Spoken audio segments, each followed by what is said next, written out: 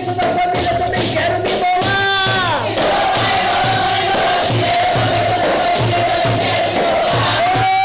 Coco, dendê, rabiá. Faz um jeitinho de bolar. Coco, dendê, rabiá. Faz um jeitinho de bolar. Coco, dendê, rabiá. Faz um jeitinho de bolar. Coco, dendê.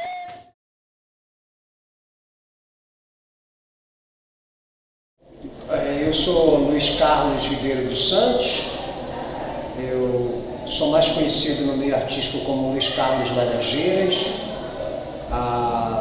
Eu tenho uma carreira como ator, diretor de teatro, dramaturgo, diretor musical, compositor e cenógrafo, com vários espetáculos, inclusive alguns circulando aí pelo Brasil, como Sabiás do Sertão, Eu Sou Eu, Anne Frank.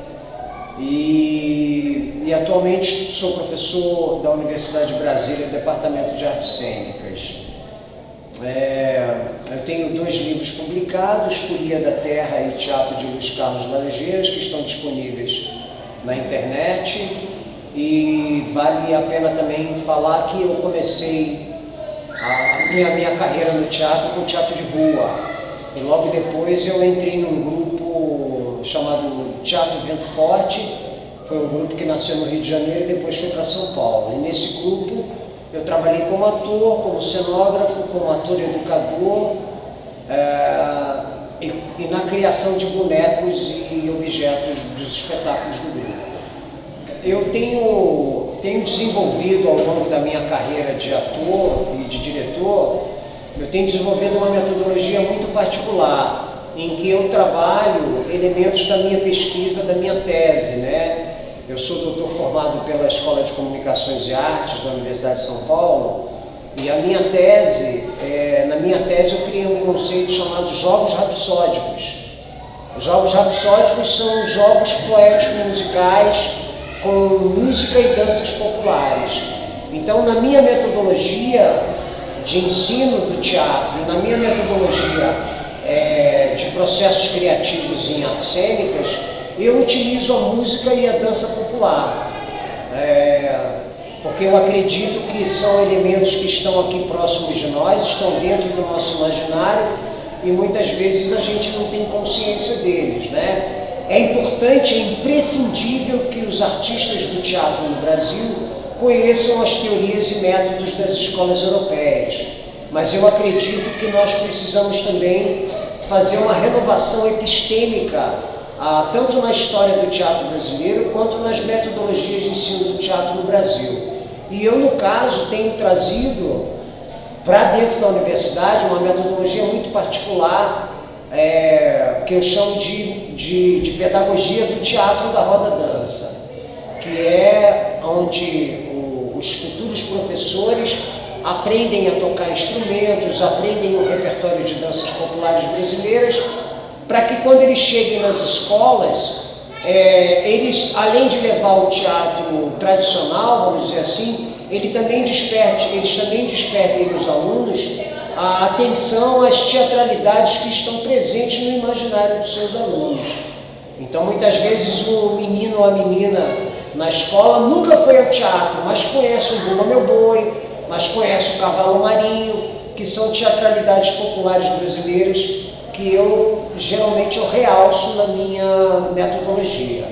Metodologia de ensino do teatro e também metodologia de processo criativo de espetáculos de teatro, né? Geralmente os atores que trabalham comigo, as atrizes que trabalham comigo, saem tocando um instrumento, saem cantando e dançando, porque nessa minha metodologia eu priorizo o artista artesão do teatro, aquele artista que conhece os materiais do seu ofício e põe em movimento esses materiais. E também eu valorizo muito um conceito que é o ser musical. Mais importante do que ser músico é ser musical. Isso para poder abrir as portas dos meus alunos e dos artistas que trabalham em espetáculos comigo, para que eles toquem instrumentos, para que eles trabalhem com as suas localidades e as suas musicalidades. Eu sou partidário da autoavaliação, Mas a gente sabe que nos nossos tempos essa autoavaliação ela acaba sendo uma utopia pedagógica, né? Mas eu geralmente, nas minhas avaliações, eu faço algumas avaliações aqui com os meus alunos, que é o seguinte: eu peço a produção de um artigo escrito, depois eu peço a apresentação de um artigo vivo, que é uma transcrição ou transcriação, uma recriação daquele artigo escrito em corpo, em desempenho interpretativo e atoral, porque eu considero que antes de trabalhar com educadores, eu estou trabalhando com artistas do teatro, com atrizes e atores. Então eu estou trazendo para a UNB uma ideia nova, um conceito chamado artigo vivo, né? Onde o aluno entrega o artigo escrito e depois ele apresenta uma performance, uma intervenção artística a partir desse depoimento ou desse artigo escrito, né? Essa é uma das minhas avaliações. E eu também tenho utilizado muito produção de materiais audiovisuais, de documentários, filmes curtos, spots, né? Pequenos filmetes, né?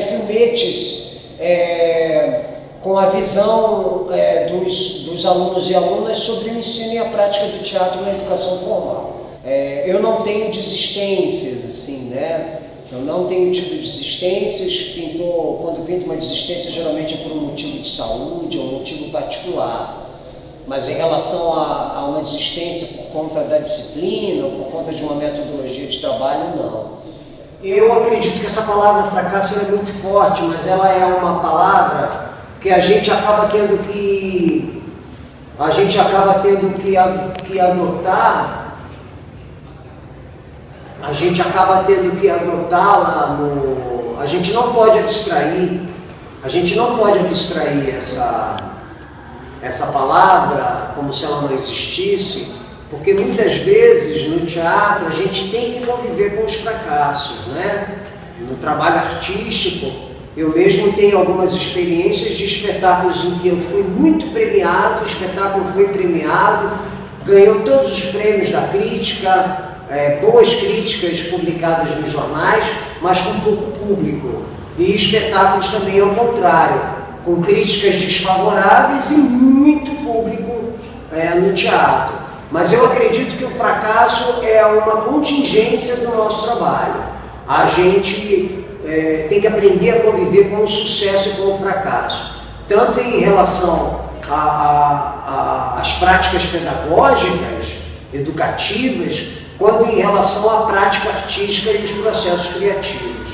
É claro que quando a gente monta um espetáculo, a gente não pensa que ele vai ser um fracasso, né? Mas é importante que a gente se prepare. Então, como eu comecei a fazer teatro com 16 anos de idade, eu já tenho aí mais de 40 anos como profissional do teatro, eu tenho tido mais sucessos do que fracassos, mas os fracassos, quando eles aconteceram, eles foram bastante frutíferos e me fizeram também me movimentar e buscar outras formas, né, de fazer teatral. Eu acredito que a gente reflete, o que a gente reflete a educação que a gente teve, né? Então, eu costumo falar para os meus alunos que educação para mim não é vigilância e punição, nem é relação de mando e obediência. Educação para mim é dialógica, é diálogo. Educação para mim é caminhar junto, é despertar os espantos dos alunos, a inquietude, a curiosidade. Os gregos têm uma palavra que eles chamam de talmazen, ou talmazen, que é o espanto, o estado de espanto, que é o estado de curiosidade. É como a criança fica diante das coisas que ela vivencia. Então é esse ser curioso, inquieto, e esse estado de espanto que eu acho que deve ser o mote da educação. Então eu trabalho nessa perspectiva, né, da pedagogia do afeto, da pedagogia do teatro da roda-dança, que ela é uma pedagogia da comunhão e do afeto, porque a comunhão é uma palavra muito cara ao teatro, né? O teatro é uma arte coletiva, Então a gente também tem que levar esse conceito para os processos pedagógicos, tanto nos processos criativos quanto nos processos pedagógicos. Então, em resumo, eu trabalho para a autonomia do aluno, né? Uma educação para a autonomia, para o despertar do espírito crítico e reflexivo do aluno, para o despertar da sensibilidade, a revelação das aptidões e qualidades dos meus alunos. Então, a interação ela tem que ser dialógica, ela não pode ser relação de mando e obediência, nem de vigilância e punição. É uma educação para o espanto, é uma educação para despertar a curiosidade, o observador, o espírito observador. Em nós que fazemos teatro, a gente tem que ter aguçado esse espírito do repórter, da inquietude, da curiosidade, e é isso que eu costumo trabalhar tanto em minhas práticas artísticas quanto em minhas práticas pedagógicas.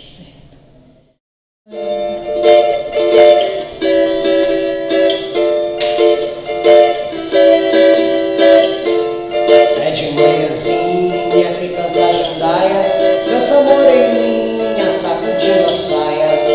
Eu quero dizer, homenagear esse professor que é maravilhoso e como é bom viver essa arte que ele traz pra gente, como é bom dançar essa arte, sentir essa arte.